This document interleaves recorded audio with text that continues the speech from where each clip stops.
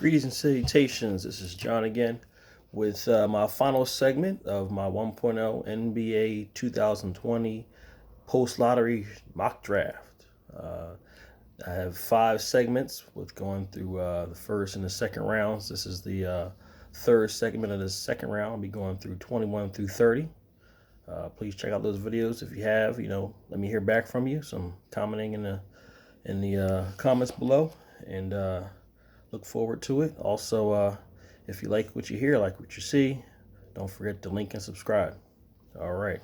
With the 21st pick in the second round of the 2020 NBA draft, the Warriors are selecting. I have the Warriors taking James Wiseman in the first, and a few picks ago I have them selecting Emmanuel Quickly out of Kentucky. So big and a combo, a guard, scoring guard off the bench quickly can be.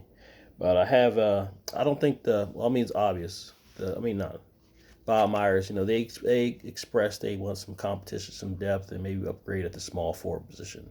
Um, they have Andrew Wiggins. You can definitely, you can always add wings in this league. I think I have the Warriors selecting Lamar Stevens out of Penn State, small forward. He's listed as 6'8". That's I think that's a little generous. He's around 6'6", good build, 220, 225. He what impresses me most, I think he's a sleeper because he can do a couple. He has a wide skill set.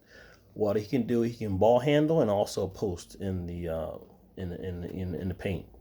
There are not many players that can do that, especially coming out of college. His 3-point shot needs to develop. He's also a good playmaker. I think he has the makings of a well-rounded player, especially at the wing position. He plays a lot of intensity. He's a leader on the team. I think he'll be a naturally, plus defender in this league. Uh, with the 22nd pick, the Kings are the Sacramento Kings. They got a bevy of picks. They got the Kings going Devin Vassell in the first, Arturo in the second, and a little earlier I got them taking Peyton Pritchard. So the Kings, I think they take a project. You can't ever add 4 rookies to compete for the next year unless you have a depleted roster. But the Kings is a pretty full roster, so I think they go with potential. I have the Kings selecting Josh Hall. Josh Hall is a high school player. I think he did 1 year of prep school, so he's eligible for the draft. 6'9". What stands out the most about Josh Hall, not only his height, but he has a sweet 3-point shot. Sweet 3-point shot. It looks like he can knock it down above 40%, and I think that can translate to the NBA. He's a young guy. He didn't go to college. It wasn't a Europe, international player, so he can definitely spend a couple years in the G League, develop a more rounded game. But one thing he can bring to the NBA is his jump shot. He's athletic, but I think some of his ball handling hasn't been defined. The next pick, we have the Oklahoma Thunder. I have them taking Borisa Samanic, international player from Europe. Samanic is a stretch big, stretch 4, stretch 5. He has a knockdown 3-pointer. He can ball handle a little bit. And he's not afraid to go to the rack. Good alley-oop kid. Straight line driver. Doesn't have great agility on defense, but he can be serviceable there. He's a possible draft and stash. Whether the team that selects him, allows him to play another year internationally, or bring him to the league and put him in the G League, or at the end of the big boy bench. But Borisa Samanic. Stretch big. And next, I have the Indiana Pacers. Pacers are a solid team. Nate McMillan has them guys playing at a high level. They give great energy, great effort. Victor Oladipo is we all seen he has a serious injury. We all seen what passion he had for the game coming back. Hopefully he gets to 100%. He says in seating in Orlando, he's about 80%. So we hope he gets back to 100% next year. And I have the Pacers. I believe this is their first and only pick in the draft so far.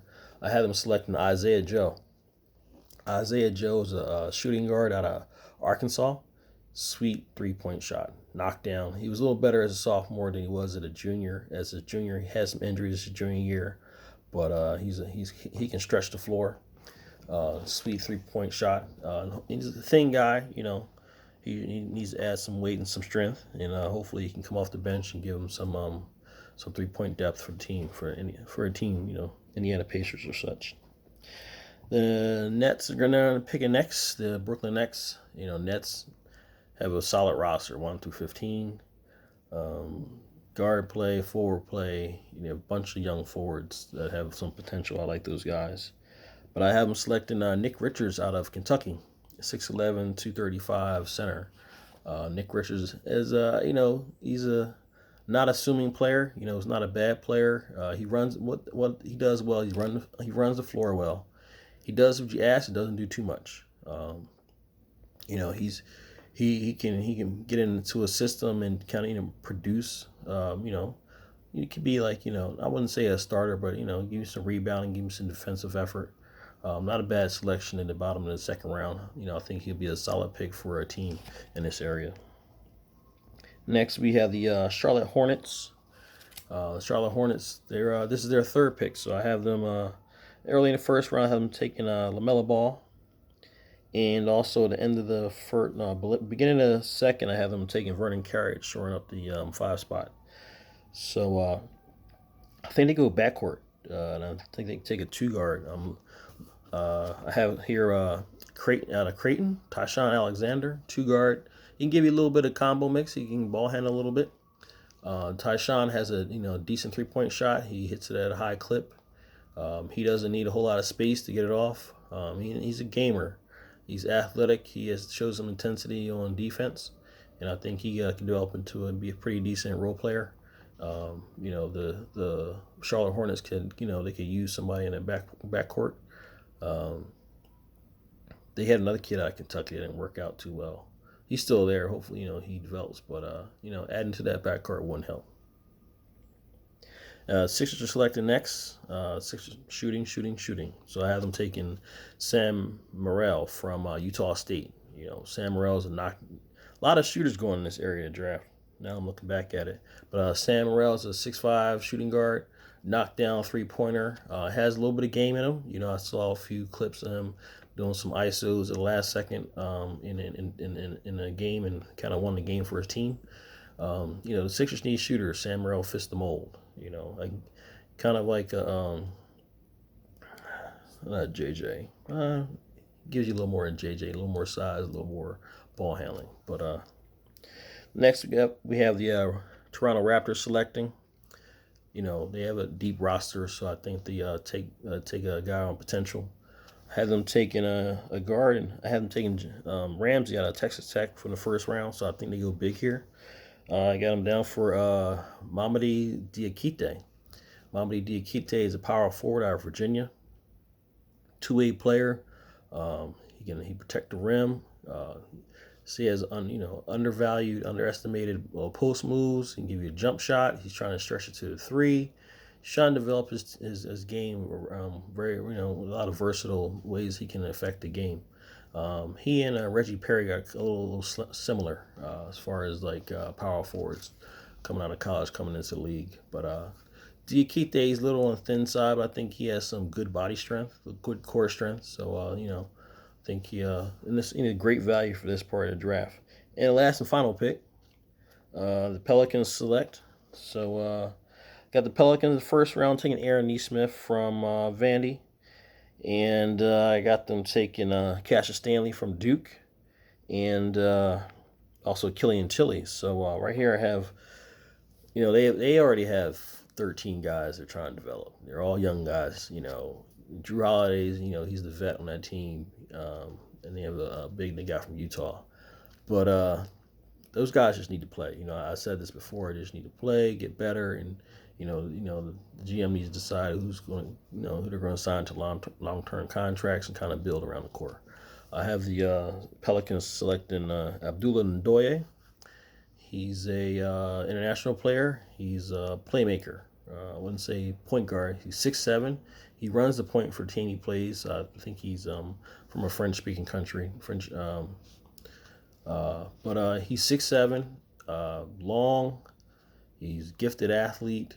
Um, he has good court vision. I wouldn't say he's like an elite um, floor general, but he can develop. If you have a 6'7" point guard, especially taking this point in the draft, somebody you can mold over years, I mean, that's a great asset for your team. Um, Somebody's just a little bit bigger than Lonzo Ball, but 3 or 4 years down the road, he can be a pretty decent player in this league in the NBA. Especially he's a point guard who can kind of like defend some of those bigs when they switch. Not necessarily forwards and centers, but at least small forwards because he has a pretty decent size. So that wraps it up for my 2-round mock.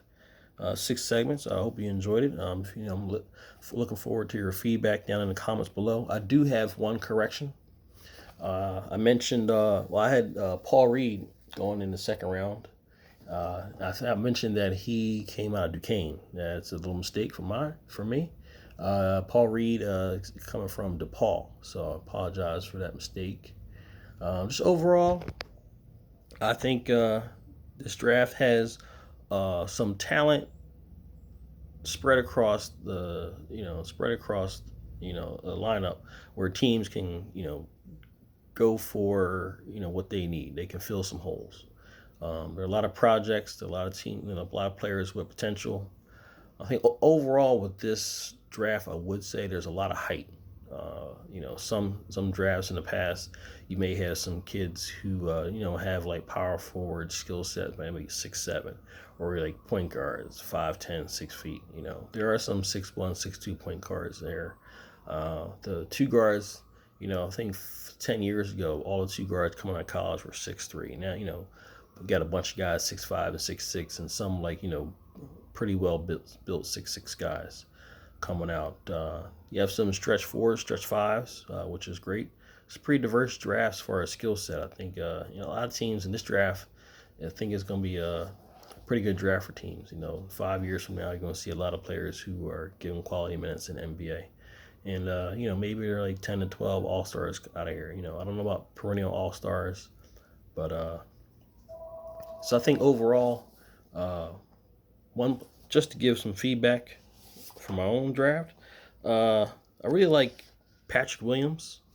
I think he can end up being the best player in this draft. 6'8", 230 out of Florida State, athletic, very good intensity, can block shots. But I think if he hones in and develops his offensive game, he could be really, really, really good.